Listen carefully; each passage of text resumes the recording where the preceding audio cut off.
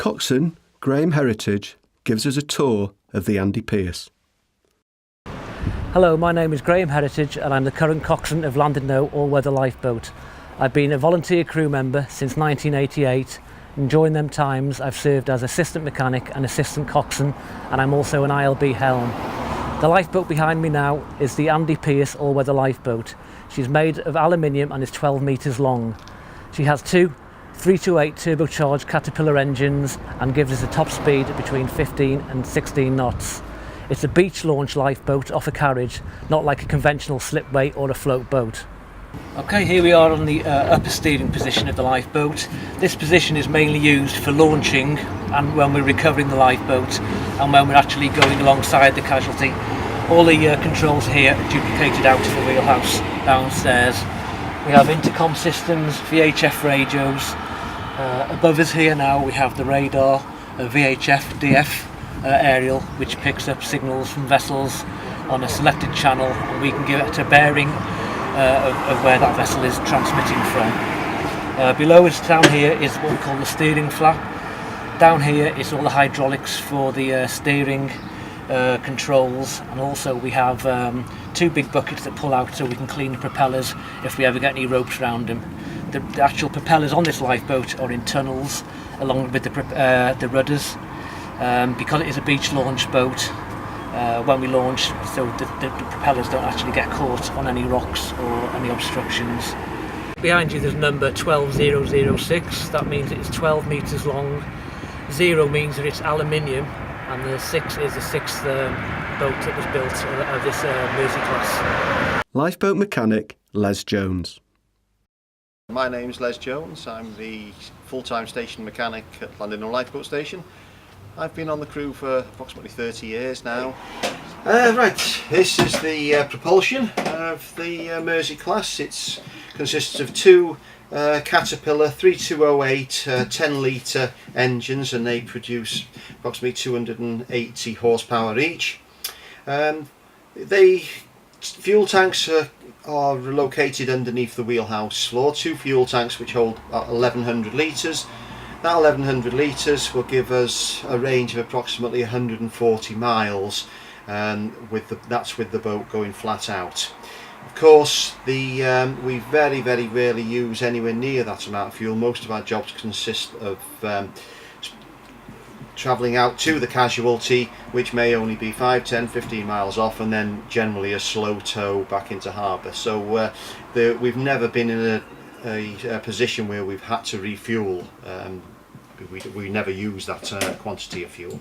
The RNLI have a very good planned maintenance system, and I do all of the maintenance on these engines. We do have some specialist guys come in once every 6 months to do special work on the engines, but it's a continual rolling process of planned maintenance.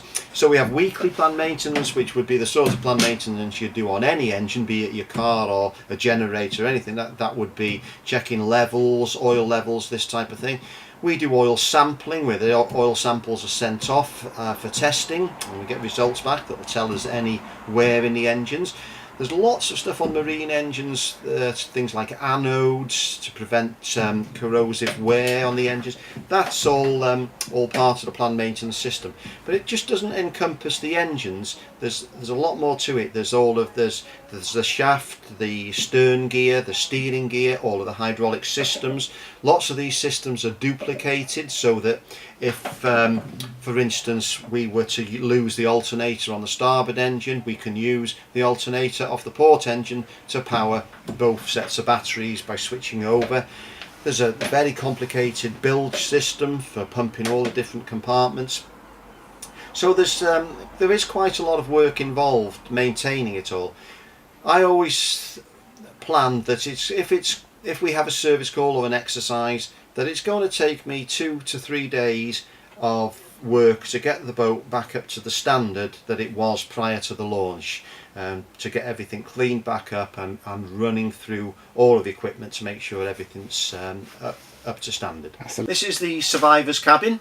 The idea of this is that there's a hatch just above my head here, and that goes straight up onto the foredeck.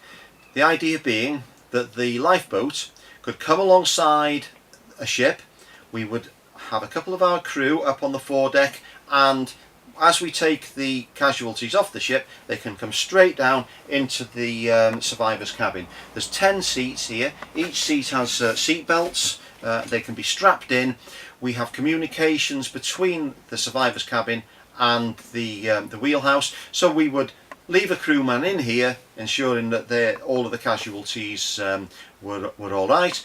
And if he had any problems, he can call up to the wheelhouse, and we can come down and assist them if there's any problems. It's really, really not a good place to be. So even our own crew start to feel very, very ill very quickly if they're in this cabin. There's no, of course, as you can see, there are no windows. You can't see out. It's really not a nice place. But like I say, I suppose it is actually a lot better than being in the water. But I don't know.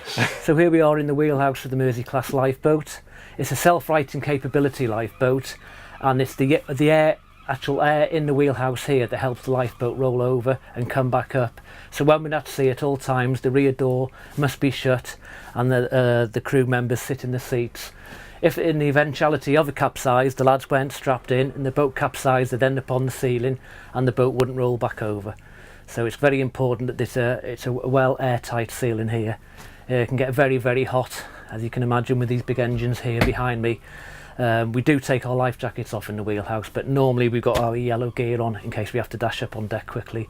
So we just grab a life jacket and go up. Up here now, just a few controls. This is the receiver for the VHF aerial that I showed you on the back. That will scan round until it locks on a position, and it will give us the degrees that the casualty is bearing from us. We also have a helm indicator that shows us what position that the rudders are on. And the one on the left there now, that will give us speed and the depth of the water that we're travelling over. And the light, this machine here now, we've got actually what we call trim tabs on the stern of the boat. They're like hydraulic rams that will push the boat down into the water, so the boat will either rise up or you can have the bow down. So it all depends what kind of a sea you've got following, how you control them different instruments there. Throttle controls, capsize switches. If the boat does capsize or turn over, solenoid valves in the engine room will put the engines from full ahead right back down to idle. So from the coxswain's position we can just re-engage them to give us full power on the engines again afterwards. A few mascots here that we've had on the boats for years. The Womble even came off the old Lily Wainwright, the lifeboat before, the Andy Pearce. So they always go with us wherever we go. Got your general gauges, warning, oil temperatures, oil pressures, amp meters above here. We also have a fire emergency system there for primary and secondary discharge of the fire extinguishing system into the engine room if ever it should go on fire. We've got the radar here that can pick up targets, and if we actually plot them on the radar, it will give us a position on the laser plotter behind us. So we mark the target, press the button, and wherever it is on there, it will show up on the laser plotter as well. We've got the depth sounder for Uno here. We've got GPS navigator there and here. This is integrated with the laser plotter. Although we have all this bit of kit, we still like to use basic chart work as well. So we will put positions on the chart every 12 minutes or whenever's required. So if everything does go wrong, we can go back and say, well, 6 minutes ago we were here or we were there. But we like to keep the basic chart work in play. My furthest job with this lifeboat was when I was deputy coxswain, and we went 30 miles out to a yacht called the Odyssey. She was coming back from the Isle of Man to Conwy, and a fishing boat had got all its nets tangled up on the seabed and let them go. It had buoyed them, but this yacht didn't see the buoys and sailed right through them. Got caught round the rudder and the propeller, and she was virtually just stuck to the seabed. It was quite rough conditions, westerly 6 to 7, and they weren't going anywhere. So we launched here 30 miles, which is about just over 2 hours for us in this boat. Got alongside them, I managed to put a crew member on board, Tim James, who is now one of my assistant coxswains, with some cutting gear, and after about 1.5–2 hours he managed to cut all the gear free. Then we escorted him back towards Puffin Island. The tide was out in Conwy, so we had to wait there at anchor for a couple of hours and then escorted him in to Conwy and then back all the way around to Llandudno. The whole job took about 16 hours in total. So a very long day and night, and then you got work to go to when you get back on the beach. Another quite famous one is the carrier, the coaster off Llandudno that went aground in severe weather. We launched with Rill to that. By the time we got there, we couldn't actually do anything to get the crew members off because she was quite hard aground. But with the helicopter operation afterwards, we stood by in case any of the helicopters got in trouble and had to ditch because they were working on their extremities really. Well, not all stations are getting Shannon class lifeboats, so this was 12006. This will go into the reserve fleet for a short time, and then after that it's done that duty, it'll probably be sold off privately, or a lot of lifeboats get sold off and go abroad to other not RNLI stations obviously, but other places that offer rescue services but haven't got the equipment. Well, Llandudno Lifeboat Station is really unique because of the position of where it is. It's in the middle of the town, and the idea is to go to the North Shore or the West Shore originally, when the old boats were only doing 8 knots, 6 knots or whatever.